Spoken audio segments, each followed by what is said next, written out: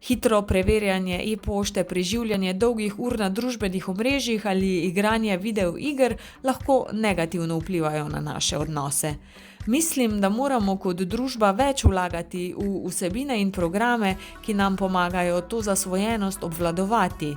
Družbena omrežja imajo lahko tudi pozitiven vpliv na medgeneracijske odnose, vendar moramo hkrati ohraniti pristne medosebne stike ter najti ravnotežje med časom, ki ga preživimo pred zasloni, in časom brez tehnologije.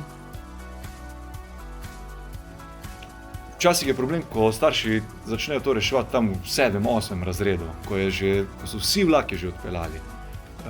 Jaz mislim, da srž problema je, ko starši otrokom razdelijo telefone tam v 1., 2., recimo 3. razredu. Jaz bi res odsvetoval te zadeve. Ne govorim o tem, da naj otroci ne uporabljajo telefona, ne se seznanijo s tem, ampak da imajo oni svoj telefon, ki ga nosijo v šolo, da je priklopljen na Wi-Fi, na vse, da ima številko in vse.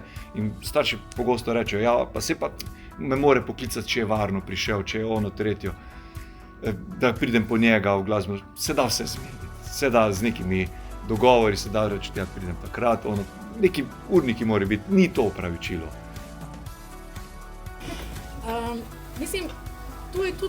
Lahko je tudi to orodje kot predmet zbližanja, ker če se mama posveti otroku za 10 minut in pokaže interes in zanima, kaj to je, kaj se tam dogaja, če je mogoče otrok celo pripravljen naučiti to, in mama seveda s svojim nerodnim načinom nikoli ne dosegala in bo to mogoče celo malo oba nasmejalo in tudi mami mogoče dalo kakšne nove spretnosti, bo lahko to neko zelo dobro izhodišče njune komunikacije in bo tudi otrok se čutil videnega, razumljenega, slišanega in potem bo tudi z njene strani bistveno lažje, ko bo otroku, ko bo odhajala iz sobe, rekla, da je mulci pa ne smete še odnes, pa bo rekel, okej.